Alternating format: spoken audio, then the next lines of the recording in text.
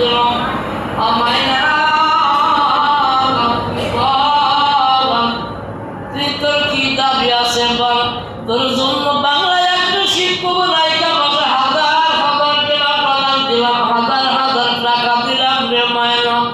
আমি কোনোদিন দ্বিধা করি নাই তোকে কোরআন শেখানোর জন্য একটা গাড়ি রাখলাম হাজার হাজার টাকা তার বেতন দিলাম খাবার দিলাম আমি সকালে কোনোদিন জবাব দেই নেই রে মায়না এইবার তুই বল তোর দাবি কি এইবার বল তোর দাবি কি আমি ওয়াদা দিচ্ছি তুই দাবি করবি আমি পূরণ করব বলে পূরণ করবেন বলে সদাগর সাহেব আপনি যখন মক্কা মদিনায় যাবেন বাসা থেকে নল সমাধি বানানো করেন আমার এই খাসাটা যদি কোনো মানুষকে দিয়ে আপনার সঙ্গে দিয়ে যাইতেন তাহলে আমি যদি আপনার উপকার না করতে পারি তারপরে রাস্তাঘাট আমি সারাই দেখা দিতে পারতাম আর যদি সম্ভব হয় তাহলে খাসার দরজাটা খুলে আমাকে যদি খাসার থেকে জীবন থেকে মুক্ত করতেন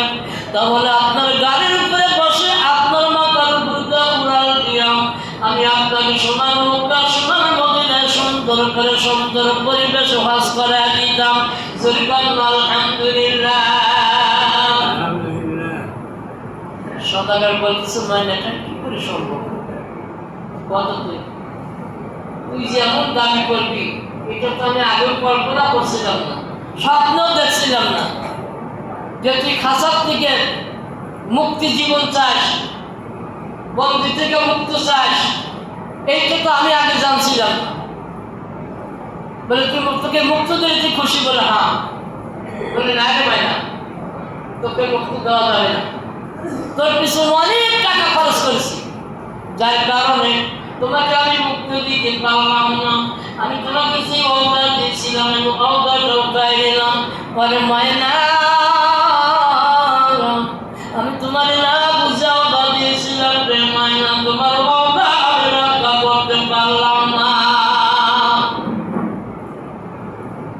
মায়না বলতেছে সদাগর সাহেব আমি তো জানি যে আমার অবদান আপনি রক্ষা করতে পারবেন না কিন্তু আপনি ওয়াদা দিলেন ওয়াদা দিয়ে এই মুহূর্তের মতো অবদান বরকরার করে ফেললেন তাহলে আপনি বলেন যে আপনার মক্কা মদিনাতে আপনি যাবেনই আল্লাহ আপনাকে কবুল করছে যাওয়াই লাগবে কবুল করলেও যাওয়া লাগবে না করলেও যাওয়া লাগবে আপনি যদি সোনার মক্কা সোনার মদিনার টাকা ব্যয় না করেন তাহলে আপনার কবরে যাওয়ার সঙ্গে সঙ্গে এই টাকাগুলো আপনার গলার মধ্যে বাজায় দেওয়া হবে তখন তারা এই টাকাগুলো বিষাক্ত সাপ হবে কিছু যাবে পেটের মধ্যে আর কিছু বিষাক্ততা সাপ হইয়া আপনার গলায় ঝুলবে আর আপনার গলার মধ্যে শরীরের মধ্যে সবল মারবে যার কারণে আপনার এখান থেকে বাঁচতে হবে বেশ আপনি যখন আমার অবদান পূরণ করতে পারলেন না পারলেন তাতেও আমার কোনো দুঃখ নাই কিন্তু আমার একটা দাবি বলে কি দাবি এইভাবে সদাগর ভয় পেয়েছে আবার কি দাবি করবেন না জানি কোন গাজাল বাজায় বলে সদাগর সব ভয়ের কোনো কারণ নাই আমি ছোট্ট একটা বাড়ি জানাই সেইটা হল আপনি যখন জিদ্দায় নামবেন জিদ্দায় নামার পরে ডান পাশে তাকায় দেখবেন একটা ময়নার বাগান হাজার হাজার ওই বাগানে হাজার হাজার ময়না ডালের উপরে বসে আল্লাহ জিকির করতেছে ওই ময়নাদেরকে লক্ষ্য করে আমার কথা স্মরণ করে আমার পক্ষ থেকে একটা সালাম দিবেন ময়নারে ওরা তো ডালের মধ্যে বসে আছি আর আমি হাজার হাজার টাকা খরচ করে সোনার খাজার মধ্যে তোদের একটা ময়নাকে বন্দি করে রেখেছি ওই ময়না খাজার মধ্যে থেকে তোদের উদ্দেশ্য করে সালাম দিয়েছে আমি তো ওই ময়নার সালামটুকু তোমাদের মধ্যে জানাই দিলাম ওটা পারবো না সহজ আছে এবারে ময়নার সালাম দেওয়া লাগবে তো বলে হ্যাঁ বলে তোমার পক্ষ থেকে তাদেরকে আমি সালাম জানাবো এই তো বলে হ্যাঁ বলে হ্যাঁ সালাম জানাবেন আর আমি যে হালাতে আছি আমার এই হালাতটা জানাবেন আমি কোন হালাতে আছি সেই হালাতটা ওনাদের মধ্যে জারি করে দিবেন জানাই দেবেন বলে আলহামদুলিল্লাহ যা এটা আমি বলবো না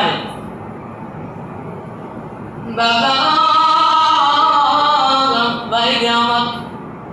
এইবার সদাগার গানটি গুটি দেয়া যখন গেটের দরজা দেয়া বের হয়ে যায়, মায়েরা তুই সুযোগ পালে ছেড়ে দিয়ে কামদারে ঘরে আল্লাহ তুমি তো বলেছিলাম বাসের খাঁচার থেকে যখন তোমার আমি আল্লাহ লোহার খাঁচার মধ্যে তুললাম, লোহার খাঁচার বন্ধে লোহার খাঁচার থেকে আমার সোনার খাঁচার মধ্যে তুললাম, পরে মায়েরা তুই চিন্তা করিস না, সোনার খাঁচার মধ্যে থেকে আমি আল্লাহ করা কৌশল করে একদিন করে বের করে আনবো, সদাগর নিজেও টের পাবে না, নিজেও টের পাবে না। আল্লাহ আপনি তো বলেছিলেন তাহলে আমার সেই জামিন আমি কবে পাবো? আমি জেলখানার মধ্যে আবদ্ধ, এই জেলখানা থেকে আমি কবে জামিন পাবো, কবে মুক্ত পাবো? আল্লাহ ডাক্তার পায় মায়ের ধৈর্য ধারণ কর, যারা ধৈর্য ধারণ করে তাদের সাথে আমি আল্লাহ স্বয়ং আছি।